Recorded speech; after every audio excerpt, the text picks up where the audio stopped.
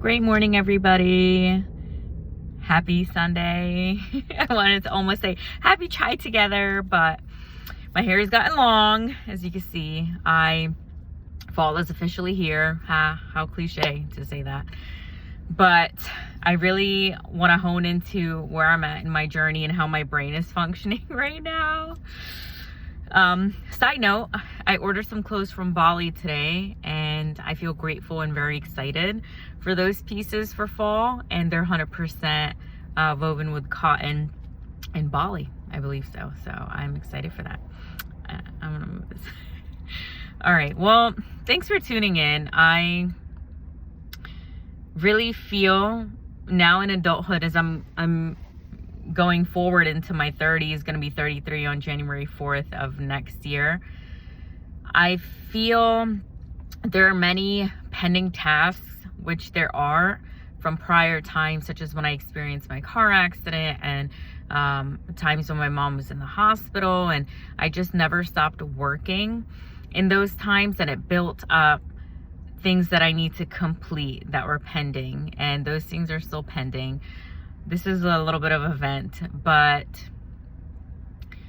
and then there's things like investing that I'm learning about, and then I'm also in school for continued education, and I just feel that there's different pockets and areas of my life that I want to come to a fulfillment, a completion of sorts.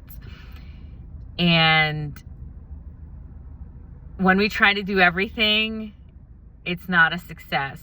So what I did this morning and what I'm planning to do is to use my smartboard, my whiteboard, whatever you want to call it, to section myself in the areas of my life and how I need to proceed forward, because I'm somebody, and this is something I'm wanting to shift in myself, and I will, because I have the willpower and desire to, that when I'm done my 8-hour workday, I don't have a specific timeline of when I do the things, or to designate pockets of time, like, okay, 7 to 8, I'm just focused on this, and to have that kind of discipline and routine, because I still like to keep my free-spirited self free, right? And that has been my programming, my thinking, that I finally get to, this is my time. All of it is my time.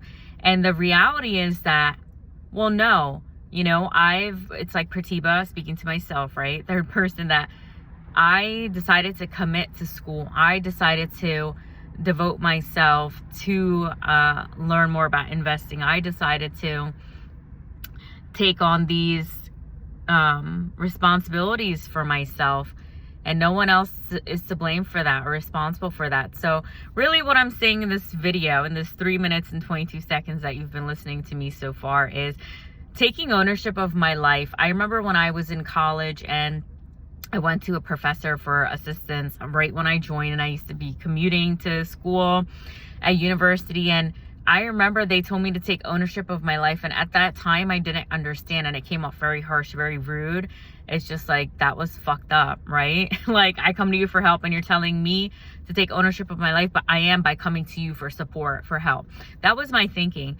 Now it's like I finally grew and developed into understanding what that really means, but that was not the appropriate thing, I believe, still to say to a young person who's in college trying to get their schedule together and their classes together. Now I feel I've arrived in a place that it's where I'm giving myself grace for the first time in life, I feel, than being hard on myself, because my first course of the series for my continued ed, I was not able to complete it because I started a new job, and the exhaustion, right, from working, and just really the health, right? So I had an ER visit recently too, and I'm taking different care regarding my health and my gut, and the gut and the brain are linked. Most people, if not everybody, knows that, and it's okay if you don't anyway. But I know that, you know, I experienced a spine injury, so my spine is shifted now, and everything's in combination, in correlation with, you know, healing your traumas, the emotional wounds, everything we experience as a person. And in relation to, okay, I was rear-ended in a car accident, like very serious, you know, car was totaled, but also I believe it was totaled because it was tiny, if you guys remember. But point being that the impact was so heavy, my body took that impact. So I get massages, and I see a chiropractor, and I have a talk therapist, and I do somatic coaching sessions where I receive them, and breath work. So I put all this on my plate, and I'm being just transparent regarding, you know, everything that I do. And it's like me reassessing, reevaluating what's necessary. And it's like, yeah, I know what to do. So I'm kind of talking this out. Thanks for listening. But if you take anything away from this, take away whatever you take away. And then also just to add that, reevaluating and assessing your life and having that kind of willpower and drive to just jump up out of bed and to just do something with yourself or get started now, right? To have that kind of mentality is such an ace mentality, because this is what's going to propel you forth. And I feel fortunate, even with its ebbs and flows, and the fact that it's the fight and flight in me has saved my life, yet probably hinder my life and hurt me in ways too. The fight and flight response in me is still active, and I know it, and I'm aware of this. And in this world, it's making me wonder, in this lifestyle, at least here in America, it's this, unless you have those comforts and luxuries where you don't have to operate in that way, like you're on the go, right? Living in New Jersey, it's fast-paced. New York is fast-paced. I remember when I was in Georgia for a bit of time during COVID, that slow living, you know, there was like one grocery store in the town. Like, so this is totally different. Where we live makes a big difference. And this isn't me complaining in any way. And it's not something I ever like to do. But then, you know, that warm part of me, or that soft part of me, the grace, right, and such as my amazing friends and people I've meet across life every single fucking day, remind me that it's okay, like, to, even if I were to, you know, and I've molded myself in such a way, and I'm sure you have too, that we have our set ways, or we've molded ourselves as because of the protectors to stay sane and to survive. And it's to think and reflect now that, hey, what do I want to take forward with me, and what stuff do I want to leave behind?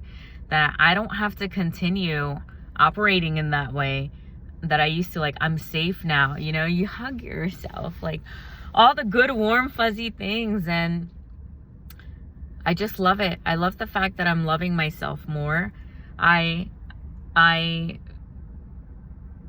just, like, today I looked at the stars, like 4:30 I was up, but when I went outside, it was about like 6 something, and I was going to my car, and I looked at the sky. I said, wow, like, I did not even remember the last time I saw stars. So it's like everything happens for a reason, and what you take away as that reasoning and meaning you put to it is upon you. But the fact that how just majestic that seemed, like all the worries, all this life drama, the gloom doom drama, such as I'm learning grant writing, goes away, because you're just in the present moment, like looking at stars, like, this is real, like, wow. So anywho, well, thank you for listening to me. I hope that the sun keeps shining upon you, and I pray that you have wishes for yourself, and create wishes for yourself, and have dreams, and have fantasies, and keep your imagination wide open, and believe that what this life is going to give to you is just going to be phenomenal, as long as you keep doing the work. That's something I've learned. As long as you keep doing the work and believe in yourself, right? And not even necessarily believe in yourself, but as long as you just keep going and don't stop, right?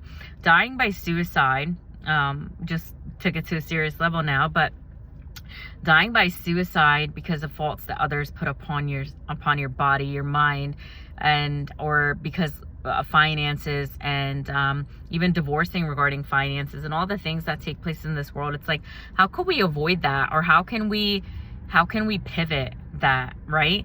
Because so many things, mental health, money is fucking A1 for great mental health. You know, and it's like, if you come to learn what really matters in this world, it's like, you need money in this world, right? Family, love, friends, affection. Everyone wants to be seen and heard, or at least I'm thinking so. And the fact that these are the important things to know about finances, I really highly recommend everybody start working on that if you haven't. And I was in my, you know, growing up in my history, I did not have this urgency, and I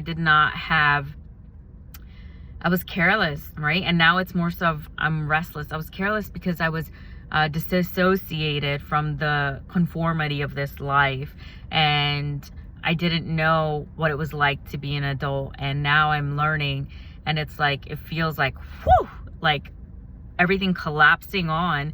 But it's like, all right, like, let me move this energy around, because I don't want to take all that on. I love my solitude. I like to remain just at peace, grounded with myself, and preserve my energy. Not everyone's going to get my energy.